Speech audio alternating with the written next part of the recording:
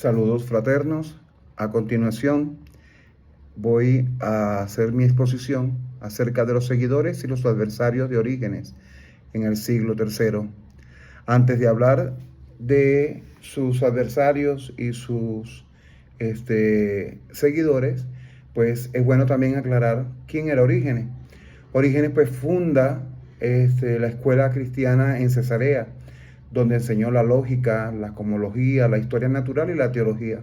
Fue considerado por la Iglesia de Palestina y Arabia como la máxima autoridad en cuanto a la teología. Fue torturado durante su fe, durante la persecución de Decio en el 250, y murió 3-4 años después debido a las heridas que había sufrido por la persecución. Entre los escritos de Orígenes consideramos a 3.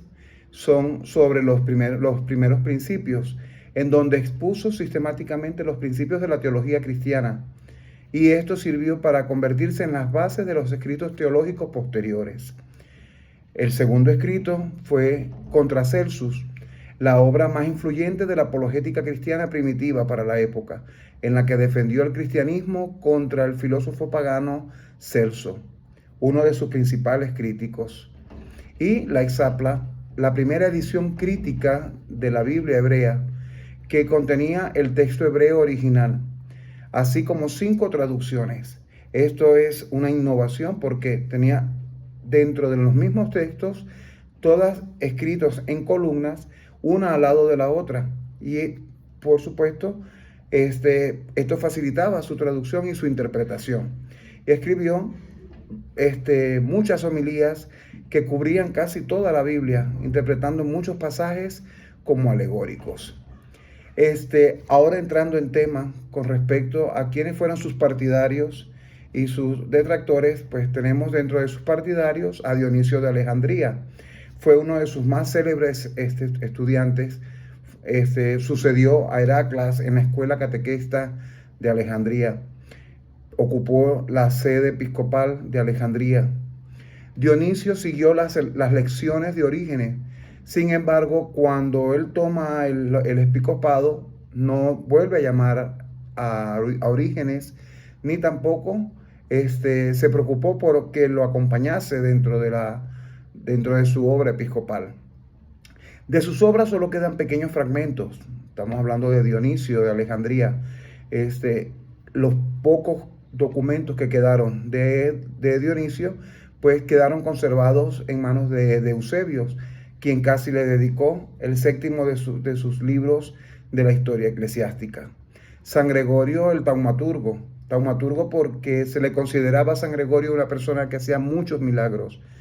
Desde joven él conoció a Orígenes en un viaje que hizo a Cesarea de Palestina, y por supuesto él se coincidió con Orígenes en la fundación de la escuela de teología en ese momento.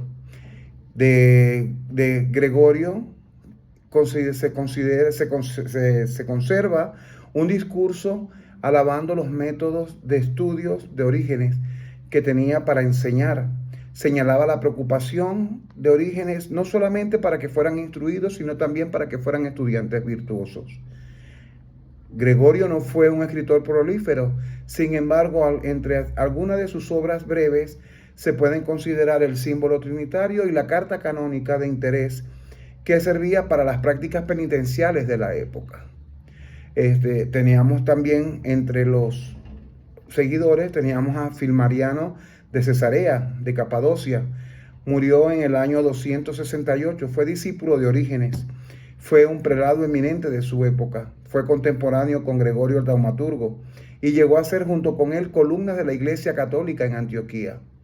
El único documento que se conserva de este seguidor de Orígenes es una carta dirigida a San Cipriano, en la que se expone la debatida cuestión del segundo bautismo por los herejes. Pánfilo de Cesarea, de Palestina, murió mártir, y él fue también seguidor de Orígenes, fue su discípulo y fue el que con más ahínco trabajó en la biblioteca de Cesarea, en la continuación de los trabajos de restitución de los textos de las Sagradas Escrituras. Ahora bien, hablando de los adversarios de Orígenes, Tenemos como uno de sus principales Pablo de Samosata. Fue obispo de Alejandría, fue depuesto por hereje. Su doctrina parte de la base según la cual Dios es el único y no hay más que una sola persona divina, pues lo que constituye una única esencia divina. Cristo solamente sería un puro hombre cualquiera. Esto, por supuesto, le causó que fuese depuesto de su cargo de obispo.